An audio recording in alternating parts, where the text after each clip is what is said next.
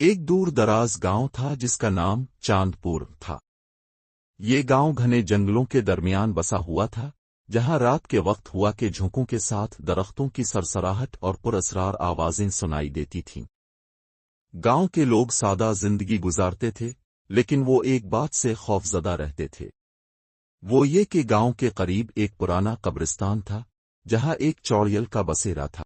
کہا جاتا تھا کہ یہ چوڑیل ایک نوجوان لڑکی کی روح تھی، جس کی موت بہت ہی المناک ہوئی تھی۔ وہ رات کے وقت قبرستان سے نکلتی اور گاؤں میں گھومتی تھی۔ لوگوں کا ماننا تھا کہ جو بھی اس کی نظر میں آ جاتا وہ پاگل ہو جاتا یا پھر غائب ہو جاتا تھا۔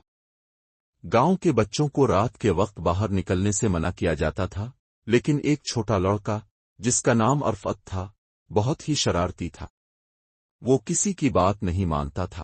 ایک رات جب چاندنی چمک رہی تھی، عرفت نے اپنے دوستوں کو چیلنج دیا کہ وہ قبرستان جائے گا اور چوڑیل کو دیکھ کر واپس آئے گا۔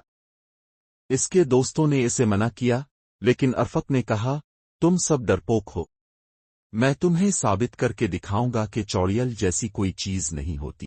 عرفت نے ایک چھوٹی سی ٹارچ اٹھائی اور قبرستان کی طرف چل پڑا۔ جب وہ قبرستان کے قریب پہنچا تو اسے ایک عجیب سی خاموشی محسوس ہوئی۔ ہوا بھی رک گئی تھی اور درختوں کی سرسراہٹ بھی ختم ہو گئی تھی۔ عرفت نے اپنے دل کو مضبوط کیا اور قبرستان کے اندر قدم رکھ دیا۔ وہاں اس نے دیکھا کہ قبروں کے درمیان ایک سفید لباس میں ملبوس ایک لڑکی کھڑی تھی۔ اس کے بال لمبے اور بکھرے ہوئے تھے اور اس کی آنکھیں سرخ تھیں۔ عرفت کا دل دھڑکنا بند ہو گیا۔ وہ سمجھ گیا کہ یہی چوڑیل تھی۔ چوڑیل نے عرفت کی طرف دیکھا اور ایک کھنکھناتی ہوئی آواز میں بولی، تمہاری ہمت کیسے ہوئی کہ تم یہاں آ گئے؟ عرفت نے اپنی ٹارچ چوڑیل کی طرف کر دی، لیکن ٹارچ کی روشنی بھی بجھ گئی۔ وہ پیچھے ہٹنے لگا، لیکن چوڑیل نے اس کا ہاتھ پکڑ لیا۔